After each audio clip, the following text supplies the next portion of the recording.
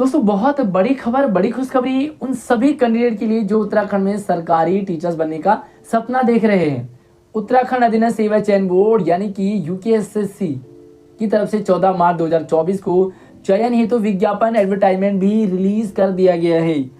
Form भरने की पूरी प्रक्रिया, क्राइटेरिया, एज कितनी रहेगी, फीस कब और कैसे भरेंगे, इंपॉर्टेंट डेट, सीट यानी कि एग्जाम कब होगा, साथ में टोटल कितने सीट्स हैं, पूरी जानकारी आपको इसी वीडियो में दी गई है। बस आपको क्या करना है, सबसे पहले चैनल को सब्सक्राइब कर लेना है ताकि आने वाली इस तरह की अपडेट आपको लगातार मिलती रहेगी। वीडियो पसंद आएगा तो लाइक भी कर लेना। और यस, ये जो भर्ती है इसे कहते हैं उत्तराखंड में समूह गा यानी कि ग्रुप सी। और यहाँ पर ये गढ़वाल और कुमाऊं मंडल यानी कि 2 मंडल है, दोनों में अलग अलग मंडल की भर्तियां निकली होती है। एलटी यानी कि जो उत्तराखंड में जो टीजीटी पोस्ट है उसे अध्यापक एलटी की नाम दिया गया होता है। जो विज्ञापन जारी हो गया यानी कि 14 मार्च को विज्ञापन जारी हो चुका है। साथ में जो फॉर्म भरने की जो प्रक्रिया है वो 14 मार्च से 12 अप्रैल 2024 तक चलेगी। फॉर्म भरने की प्रक्रिया भी आपको हमारे चैनल पे इसी वीडियो के डिस्क्रिप्शन में वीडियो मिल जाएगी। आप अपना फॉर्म भी खुद भर सकते हैं और खुद ही भरना चाहिए। चलिए, अगर आपके फॉर्म में मान लीजिए आपने फॉर्म भर दिया और कोई भी चेंज आपको करना हो, कोई गलती हो, उसे सुधारना हो तो 16 अप्रैल से 18 अप्रैल तक आप चेंज कर सकते हैं, अपनी डिटेल ठीक कर सकते हैं। और जो एग्ज़ाम होगा, रिटर्न एग्ज़ाम होगा जुलाई, लगभग 10 से 20 जुलाई के बीच में आपका एग्ज़ाम होने की भी पूरी संभावना है। चलिए, यहाँ पर हम जो टोटल भर्ती है वो है गढ़वाल मंडल के लिए।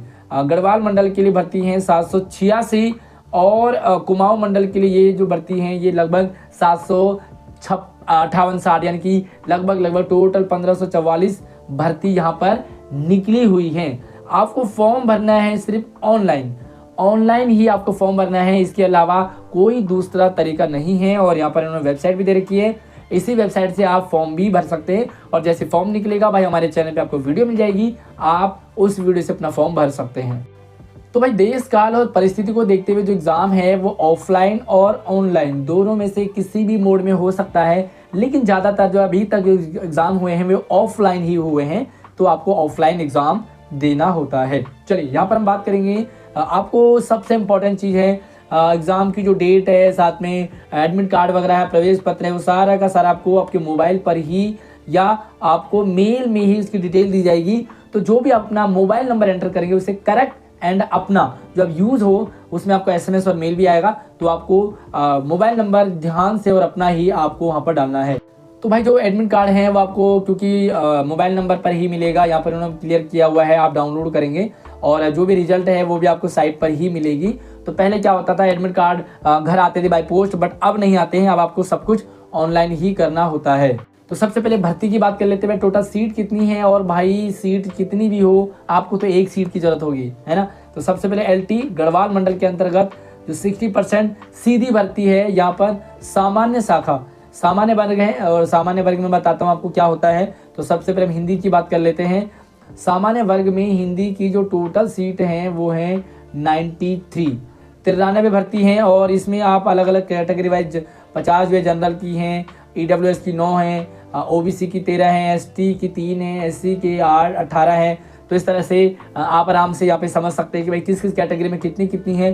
तो हिंदी में टोटल 93 हैं। अगर मैं इंग्लिश की बात करूँ तो इंग्लिश में टोटल 81 है। आप देख सकते हैं भाई जनरल के लिए है, ईडब्ल्यूएस है, ओबीसी है, एसटी है, एससी है।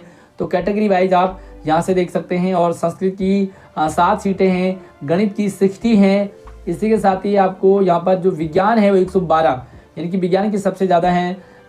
सामान्य सहायक अध्यापक के लिए 93। साथ में अगर आप जो है स्पोर्ट्स व्यायाम के टीचर्स बनना चाहते हैं तो 57 यहाँ पर आपके लिए पोस्ट रहेगी। अगर आप वाणिज्य के टीचर बनना चाहते हैं तो भाई आपके लिए 10 सीट रहती हैं।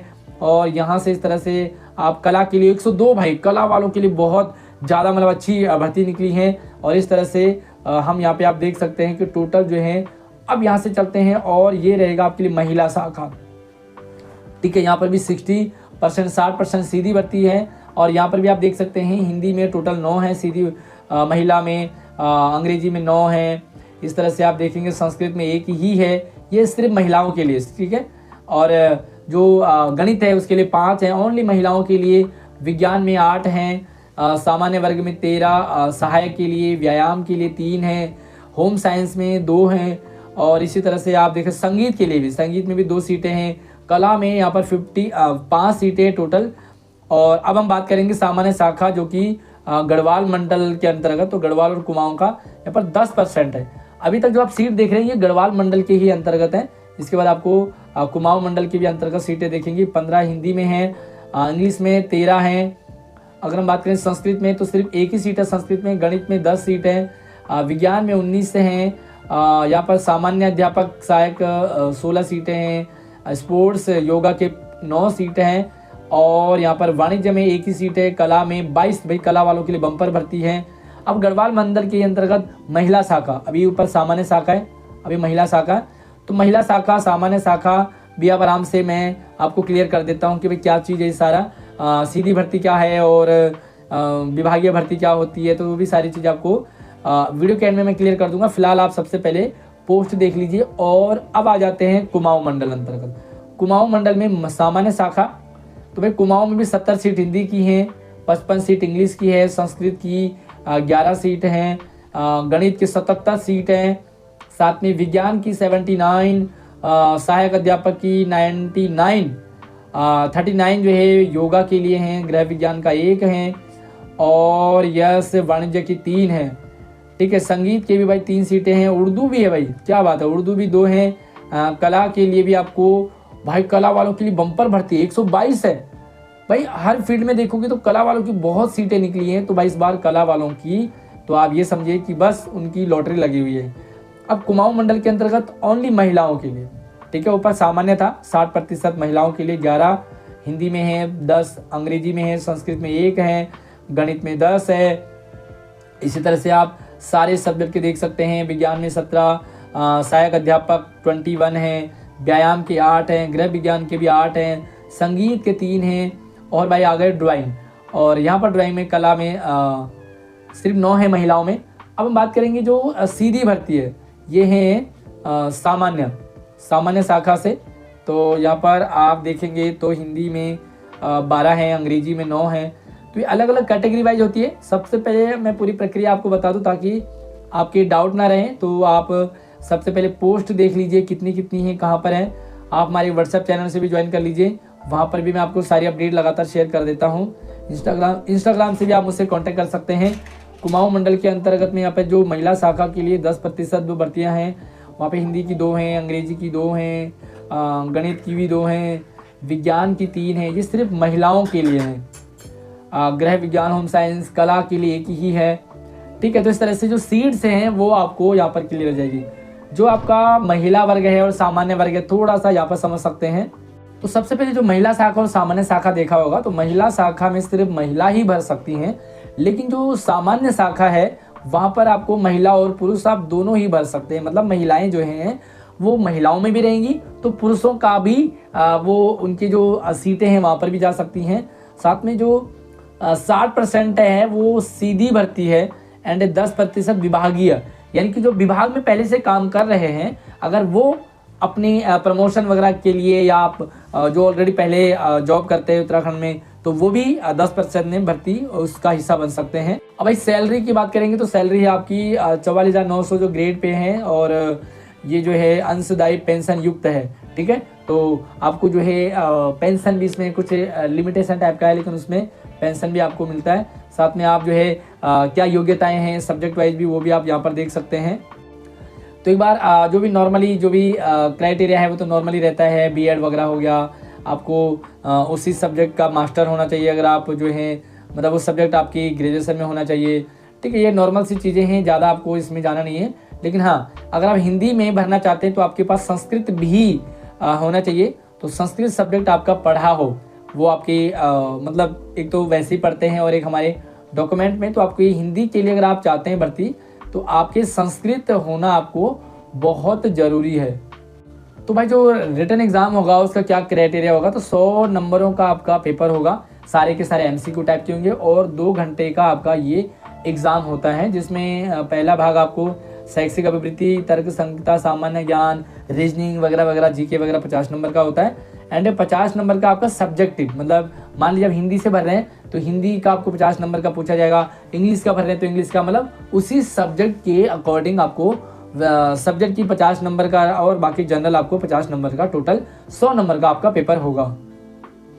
तो भाई आयु की अगर हम एज की बात करें तो आपको जो है कम से कम 21 और ज़्यादा से ज़्यादा 42, यानी कि लगभग जो स्टेट में सबका ही रहता है वो 42 साल तक आप फॉर्म भर सकते हैं। और 5 साल की छूट भी रहेगी, अगर आप उत्तराखंड में ही जॉब कर रहे हैं तो आपको 5 साल की छूट भी रहती है।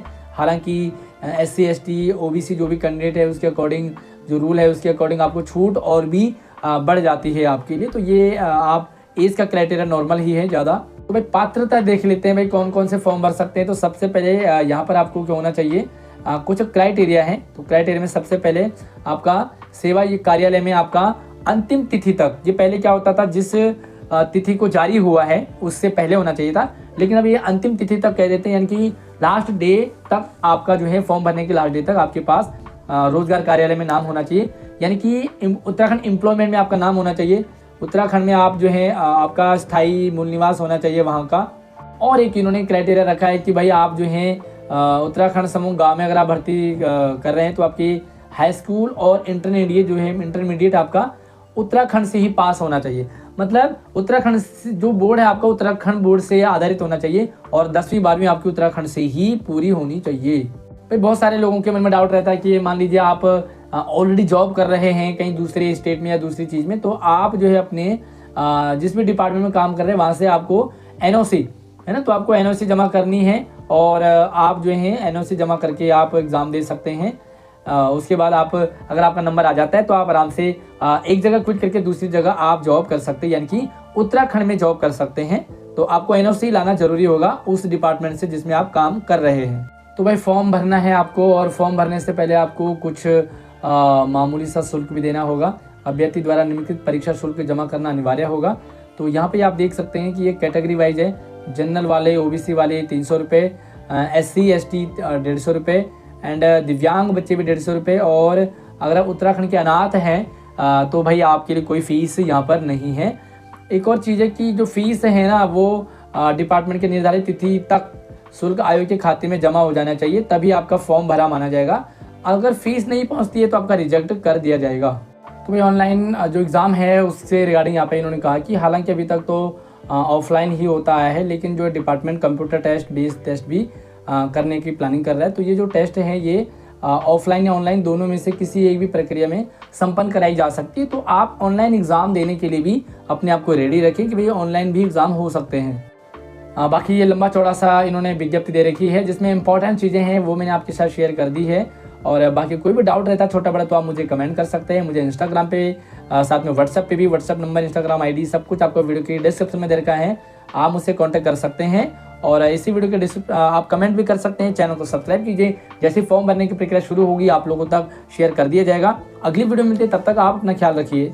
धन्यवाद।